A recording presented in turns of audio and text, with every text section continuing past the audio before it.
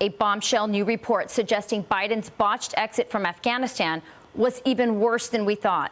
According to the New York Times, the ISIS terrorists that Biden supposedly droned in retaliation for the airport attack in Kabul was not an ISIS terrorist after all. He was a U.S. aid worker. In his rush to clean up the mess his incompetence caused at the airport, where 13 U.S. service members lost their lives, he authorized a drone strike on the wrong guy and likely killed several children as well. Video uncovered by the Times shows that the aid worker was not loading bombs into his car. He was loading bottles of water. Joining me now are two Afghanistan war vets, my fellow Fox and Friends weekend co-host Pete Hegseth and Sean Parnell, retired Army infantry captain. Pete, we were on the air when that drone stroke occurred, and we actually thought, okay, maybe he's finally getting something right here, but we were wrong. Your reaction?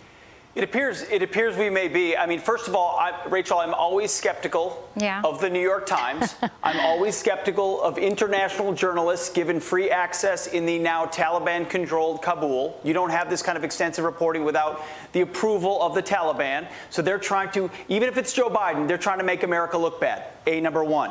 But if this reporting is correct, then indeed everything you're saying is correct, which is in their haste to make it look like they're doing something, they pushed and pushed and pushed and potentially killed an aid worker who was working on behalf of the United States, which leads to the fact that I have zero confidence in Joe Biden as a commander-in-chief, especially considering the fact that we had threat reporting on the airport at the Abbey Gate in the time period in which our Marines were still allowed to gather the way that they did. And Sean Parnell knows as well as anybody, if you have a threat active on a location, you have two choices.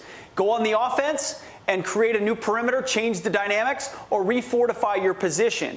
And they did neither. So this is a cascading set of decisions by the Biden administration. And now, if this reporting's true, tragically, in their desire to make themselves look good, they didn't improve the security situation at all, and the wrong people are dead. Yeah, it's really tragic.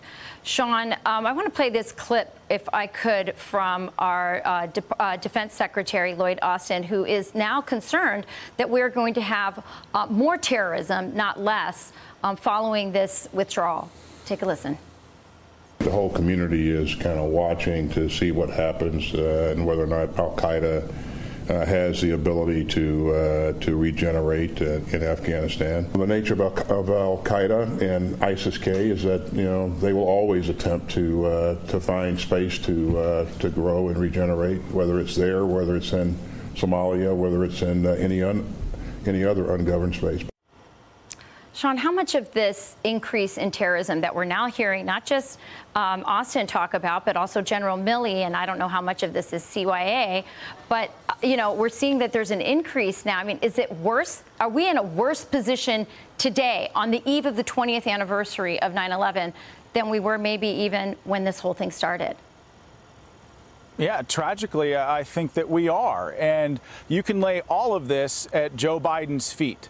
He basically, in a part of this tragic withdrawal in Afghanistan, he basically installed a terrorist superstate in Afghanistan. So as part of the Taliban interim government is a guy named Siraj Haqqani. Siraj Haqqani has a $10 million State Department bounty on his head.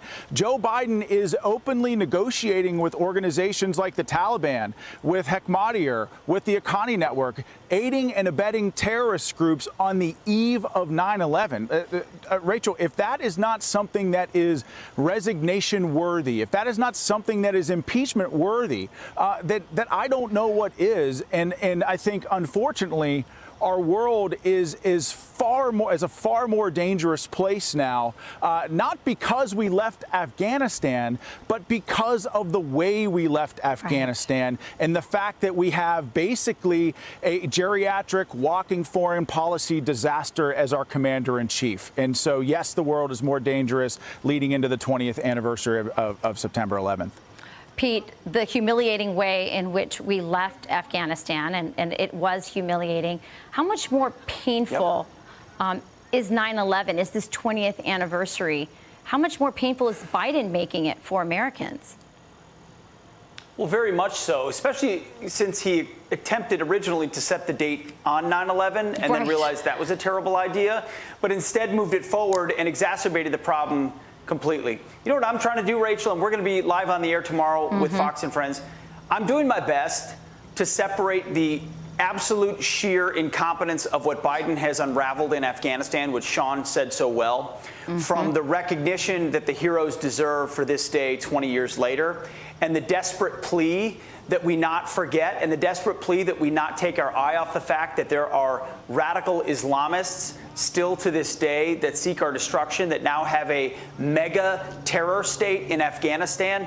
And ultimately, if we forget what their goals are, which is the destruction of the West, we will be incapable in future generations of addressing it, not to mention threats like the Communist Chinese. So yes, Joe Biden has made it eminently worse. Sean is totally right.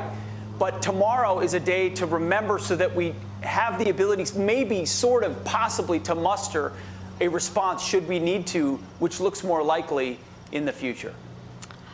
Pete, Sean, thank you very much for joining me.